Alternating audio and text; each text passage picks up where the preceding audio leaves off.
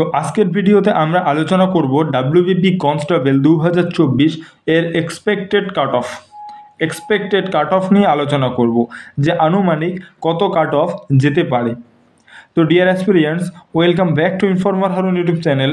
Informer Harun YouTube চ্যানেলে তোমাদের সবাইকে স্বাগত। তো আগে আমাদের দেখতে হবে যে এই কাট অফ আলোচনা করার আগে কোন সাবজেক্টে কত নম্বর থাকবে, তার মানে আমাদের সিলেবাসটা কি রয়েছে। এই যে সিলেবাসের মধ্যে যদি দেখি, আরিথমেটিক রয়েছে, রিজনিং রয়েছে, জিকে জিএস কারেন্ট অ্যাফেয়ার্স এবং ইংলিশ রয়েছে। এই যে সাবজেক্টগুলোতে নাম্বার থাকে 25, রিজনিংয়ে 25, জিকে জিএসে 25 এবং ইংলিশে 10। এইভাবে টোটাল হচ্ছে 85 নাম্বার এবং আমাদের যে প্রিলিমস কাট অফ নির্ধারিত হবে সেটাই 85 নাম্বারের মধ্যেই হবে। তো কাট অফ আগে সরাসরি বলার আগে আমরা বলতে পারি যে কাট অফ বললাম যে 50 থাকবে, 60 থাকবে, সেটা না। আগে আমাদের দেখতে হবে যে আমরা as a অ্যাসপিরিয়েন্টস, as a average student হিসাবে আমরা কোনটাতে কত নাম্বার তুলতে পারবো, বা একটা ভালো একটা স্কোর করতে গেলে আমাদের কোন সাবজেক্টকে কতটা জোর দিতে হবে সেটা আগে দেখতে হবে। তো এখন যে আরিথমেটিক রয়েছে, যেমন এই আরিথমেটিকে 25টা কোশ্চেন্স রয়েছে। এই 25টা কোশ্চেন্স এর মধ্যে 25টা কোশ্চেন্স 1 নম্বর করে, টোটাল 25 নাম্বারের।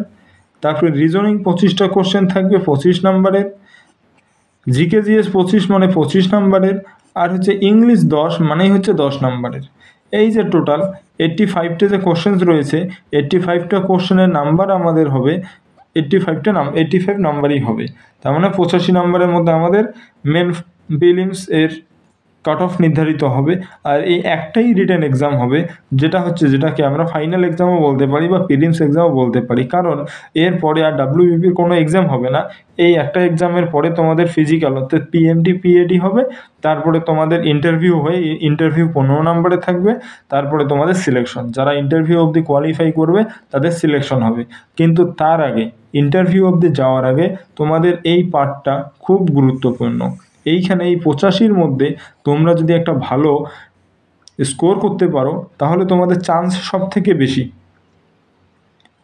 তাই এখন দেখব যে arithmetic as a average student, যারা অঙ্ক বেশি একটা পারে না, যারা অঙ্কে দুর্বল বললে ভুল হবে, যাদের মানে জোর নেই অঙ্কের প্রতি, যে অঙ্ক কোনো রকমভাবে করে ফেলবো, বা কেউ আছে যে অঙ্কে খুব ভালো পারে, তাদের চেষ্টা আমি আরিথমেটিকে অঙ্কের মধ্যে 25-এ 25 নিয়ে আসবো। আবার কেউ আছে অঙ্কের জন্য শুধু নাম্বারটা খুঁজে, যে যতটুকু জোর দিয়ে বেশি পাওয়া যায় অতটুকু খুঁজে। তো আমরা অ্যাজ এ অ্যাভারেজ যদি ধরি অঙ্কের মধ্যে, তাহলে আমরা অঙ্কের মধ্যে একটা রাফ দেখব, দুটো কন্ডিশন দেখব, একটা অ্যাভারেজ দেখব, আর একটা এই অ্যাভারেজ থেকে যদি একটু পরিশ্রম করি তাহলে আমরা কত পেতে পারি। অঙ্কের মধ্যে যদি দেখি, আমরা আশা করি যে অঙ্কের মধ্যে মিনিমাম 15, তো নর্মাল স্টুডেন্ট যারা 15 তো তুলতেই পারবে। তারপরে রিজনিং যেটা রয়েছে 25-এর মধ্যে, রিজনিং একটা নর্মাল স্টুডেন্টও খুব ভালো পারে যদি সে প্র্যাকটিস করে। তাহলে এখন রিজনিংয়ের ক্ষেত্রে যদি দেখি, তাহলে হচ্ছে রিজনিং 25-এর মধ্যে আমরা রিজনিংকে 20 ধরি, 20 কমন তুলতেই পারে ভালো করে যদি সে প্র্যাকটিস করে। জিকে জিএস এবং কারেন্ট অ্যাফেয়ার্স, এইটা হচ্ছে গভীর সমুদ্র, এটাকে বলা হয় গভীর সমুদ্র। এইখানে এরপরেও আলোচনা করব, তোমরা ভিডিওটি প্রথম থেকে শেষ অবধি দেখবে, কারণ এরপরে আলোচনা করব যে এর বইগুলো যে রয়েছে, কিছু হ্যান্ড রিটেন নোটসও রয়েছে, সেই নোটসগুলো তোমরা কোথা থেকে নিতে পারবে সেটাও আলোচনা করব। জিকে জিএসের জন্য স্পেশাল নোট রয়েছে এবং কারেন্ট অ্যাফেয়ার্সও তোমাদের ফ্রিতে প্রোভাইড করানো হবেই এই ইউটিউব চ্যানেলেই। তো 25-এর মধ্যে যেটা রয়েছে, এটাতে তোমরা 12 করলে, 12 যদি তুলতে পারো, 12 প্লাস, এগুলো 20 প্লাস, যেমন 15 প্লাস ধরলাম। তারপরে ইংলিশের মধ্যে, ইংলিশটা তো আরও ডেঞ্জারাস জিনিস তোমাদের ক্ষেত্রে যারা অ্যাভারেজ, তাহলে ইংলিশ যদি 7 করো তাহলেই যথেষ্ট, 7 প্লাস যদি করতে পারো। এখন নাম্বারটা দেখি কত আসে। দেখো এখানে নাম্বার আসে 54 আসে। একটা নর্মাল স্টুডেন্ট যদি সে প্রতিনিয়ত পড়ে যায় তাহলে সে 54 প্লাস পেতে পারে, 54 প্লাস সে নিয়ে আসবেই, অনায়াসই সে 54 প্লাস পাবে একটা নর্মাল স্টুডেন্টস।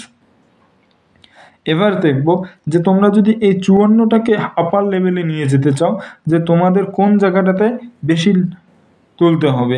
যেমন অ্যারিথমেটিকে কত ধরছিলাম আমরা, 15 ধরছিলাম, সেটাকে তোমরা কত বাড়াবে, 3 যদি বাড়াও, 18 প্লাস যদি করো, 18 প্লাস করলাম। রিজনিংয়ে কত ছিল, 20, 20টাকে আমরা কোথায় নিয়ে গেলাম, 22-এ নিয়ে গেলাম রিজনিংয়ে। জিকে জিএস যে রয়েছে 12, একে আমরা জিকে জিএস এই কারণে বেশি ধরবো না, জিকে জিএসকে আমরা যদি 15 ধরি, 3 প্লাস করলাম, 15 ধরলাম, তোমরা জোর দাও 3 প্লাস কমন করতে পারবে। আর ইংলিশের ক্ষেত্রে আমরা 8 ধরলাম। তো এবার এই যে টোটাল নাম্বার কত আসলো, 8, 16, 16 আর 5 21, 22, 23, 3 আর 2, 3, 4, 5, 6, এই যে 63।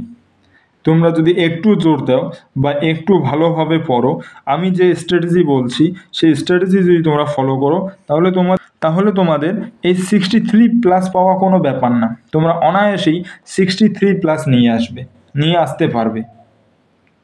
তো এখন দেখবে যে এই যে টপিকগুলো যে রয়েছে জিকে জিএসের জন্য, তো একটা সবথেকে বড় ঘোষণা যে জিকে জিএসের ক্ষেত্রে, জিএসের ক্ষেত্রে স্পেশালি জিএসের ক্ষেত্রে আমার এই ইউটিউব চ্যানেলের পক্ষ থেকে, ইনফরমার হারুন ইউটিউব চ্যানেলের পক্ষ থেকে একটি পিডিএফ বুক রিলিজ করা হয়েছে। সেটা হচ্ছে ভারতীয় সংবিধানের উপর, শুধুমাত্র যারা ডাব্লিউবিপি এবং কেপি, তারপরে হচ্ছে এসএসসি এমটিএস, এই যে এইসব এক্সামের জন্য, এবং রেলওয়ের এনটিপিসি, এই এক্সামের জন্য সবথেকে খুব গুরুত্বপূর্ণ এবং ভালো কাজে আসবে।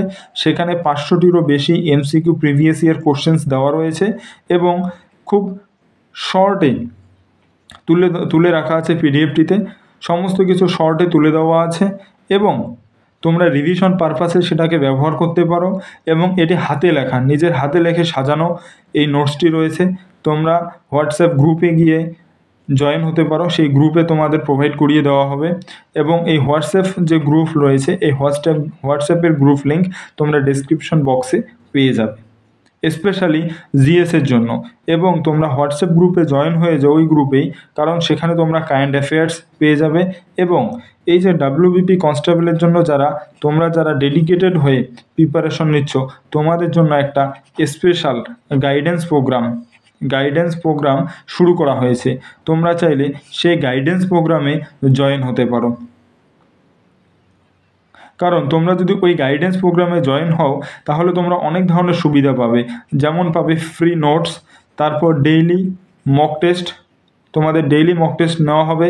তারপরে তোমাদেরকে ডেইলি টার্গেট দেওয়া হবে, যেমন আরিথমেটিকের টার্গেট দেওয়া হবে যে তোমরা আজকে সারা দিনের মধ্যে পার্সেন্টেজ কমপ্লিট করবে, রিজনিং কমপ্লিট কতটুকু করতে হবে, জিকে জিএস কতটুকু করতে হবে, ইংলিশ কতটুকু করতে হবে, এবং এই 4টা সাবজেক্টকে কোথা থেকে পড়তে হবে, সমস্ত বিষয়ে তোমাদের গাইডেন্স প্রোভাইড করানো হবে।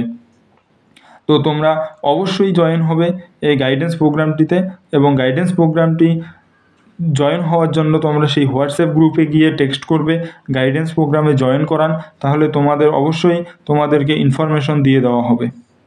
এরপরে এখন আলোচনা করি যে এক্সপেক্টেড কাট অফ এরটা।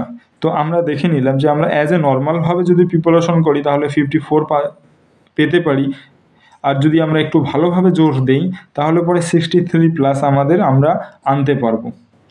তো এক্সপেক্টেড কাট অফের কথা যদি বলি, এখন এক্সপেক্টেড কাট অফ যেটা থাকবে, এখনও অবধি এক্সাম তো হয়নি, তো এক্সাম রিসেন্টলি হয়ে যাবে, এটাও একটা তোমাদের কাছে সুবর্ণ সুযোগ। বর্তমানে যে ওবিসি কেস চলছে, ওবিসি কেস নিয়ে কোর্টে মামলা চলছে, তো এটা কিছুদিনের মধ্যেই শেষ হয়ে যাবে, রেজাল্ট চলে আসবে। তো রেজাল্ট চলে আসার 1 মাসের মধ্যেই তোমাদের এক্সাম হবে। তাই তোমরা যারা ডেডিকেটেড হয়ে প্রিপারেশন নিচ্ছ, তোমরা তোমাদের প্রিপারেশনের হাল ছেড়ে দিও না, ডেডিকেটেড হয়ে পড়াশোনা করো, কারণ তোমাদের এক্সাম খুব শীঘ্রই হবে। এই ওবিসি কেস যখনই মিটে যাবে তার 1 মাসের মধ্যেই তোমাদের এক্সাম হবে। আর এক্সপেক্টেড কাট অফের কথা যদি বলি, এখনও এক্সপেক্টেড কাট অফ এক্সাম হয়নি। এক্সপেক্টেড কাট অফ ডিপেন্ড করবে কোশ্চেন্সের উপর, প্লাস কতজন স্টুডেন্ট এক্সাম দিয়েছে এবং এই কোশ্চেন্সটা কেমন হয়েছে, টাফ হয়েছে না অ্যাভারেজ হয়েছে, তার উপর ডিপেন্ড করবে এক্সপেক্টেড কাট অফ। যেহেতু ভ্যাকেন্সি মোটামুটি বেশি আছে 11,000 প্লাস, তাহলে তোমাদের একটা বলাই যায় যে এক্সপেক্টেড কাট অফ এই 55 থেকে 60-র মধ্যে থাকার কথা। সেটা আমি আনুমানিক আমার নিজস্ব বললাম, যেটা আনুমানিক একটা বললাম যে 55 থেকে 60-র মধ্যে থাকবে। তো তোমরা টার্গেট রাখো 63+-এর। এবং তোমরা অবশ্যই হোয়াটসঅ্যাপ গ্রুপে জয়েন হয়ে যাও, সেখানে লিঙ্ক পেয়ে যাবে। গাইডেন্স প্রোগ্রাম তোমাদের সম্পূর্ণরূপে গাইডেন্স করানো হবে, যাতে তোমরা তোমাদের স্বপ্নটাকে, ড্রিমটাকে পূরণ করতে পারো।